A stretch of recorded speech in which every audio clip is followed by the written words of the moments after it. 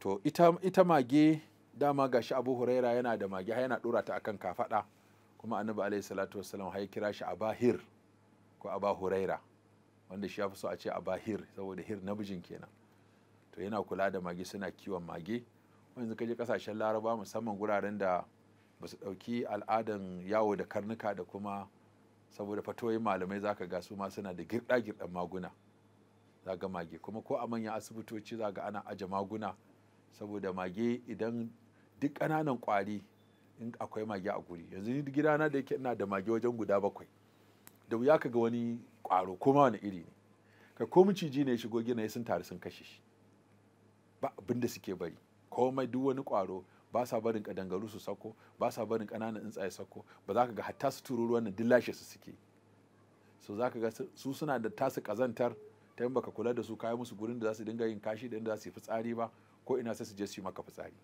Ziran na wani ya bugo min waya yana kuka yana tambaya akan ya kashe magensa, haushi ta bashi ta masa kashi akan kafet.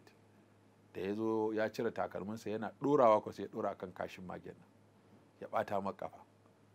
Wannan ya ɓata masa rai, da ya jiyo kawai ga magen nan tana kusa da shi, kawai sa kafa ya bal da ita, sai da ta tashi sama ta je ta dake wani guri ta faɗo ta mutu.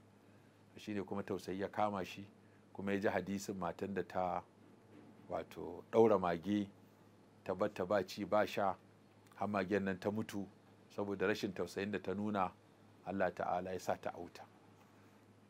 Ya ga hadisin wata mata da ta tausaya wa kare, ta tausaya wa kare, ta ba shi ruwa ya sha, kuma Allah ya mata gafara ya yafe mata.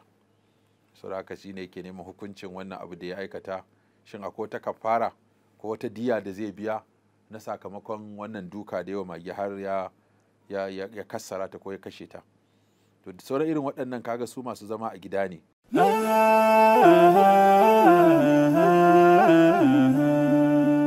Haske mai ne ga gidan kowa Afirka TV. TV3 tafarkin rayuwa.